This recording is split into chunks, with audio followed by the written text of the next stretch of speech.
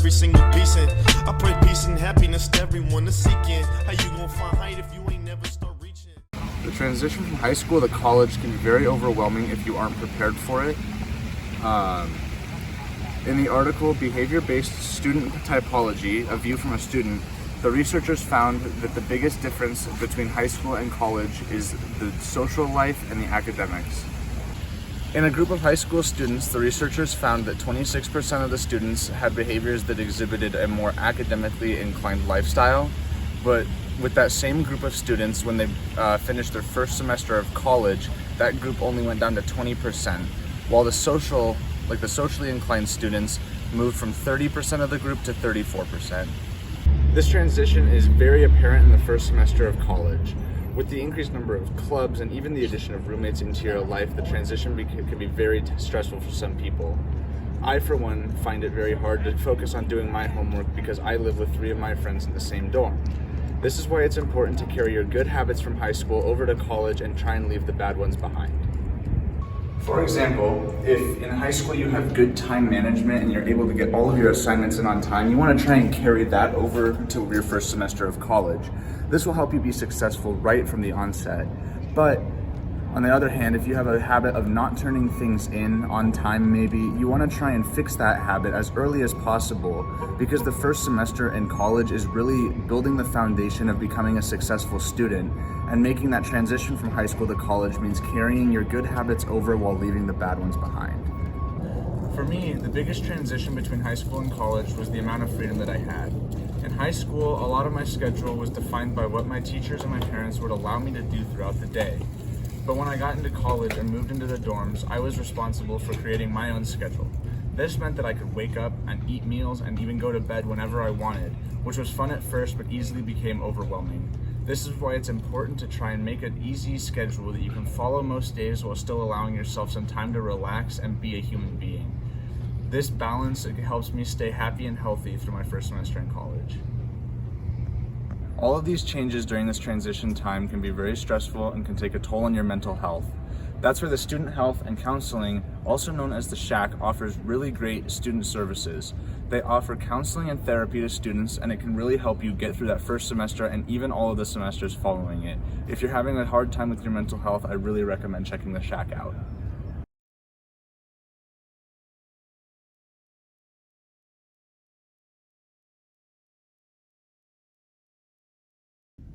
So you might be asking yourself this question: is self-care really needed to succeed at a university such as UNM?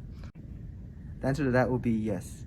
It is important for maintaining your mental stability over here when you're attending a school such as college. First thing you need to remember is you are not alone and you are not the only person struggling when you're going to college. According to the University of Massachusetts Global, there is a wide majority of students that struggle and have high stress levels when they go to their first semester of college. All right, when these students are under stressful circumstances, it can create anxiety and depression, also mood alterations. This can have long-term effects such as acne, headaches, allergies.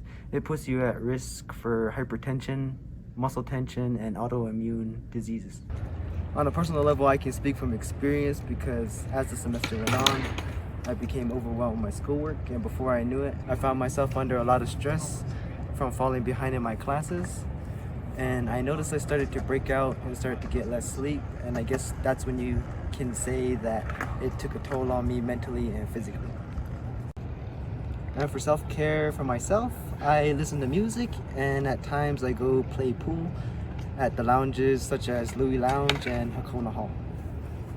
Some advice I give to incoming freshmen would be to get out and check out the resources we have around campus, such as CAPS, which is a tutoring program that is held in the 3rd floor of the Zimmerman Library. And also prioritize your work and time so that you can keep up with your studies. But if you just like to blow off steam, go check out the pool tables at Louis Lounge or grab a bite to eat in the sub. And with that, I think you should have a great time here at UNM.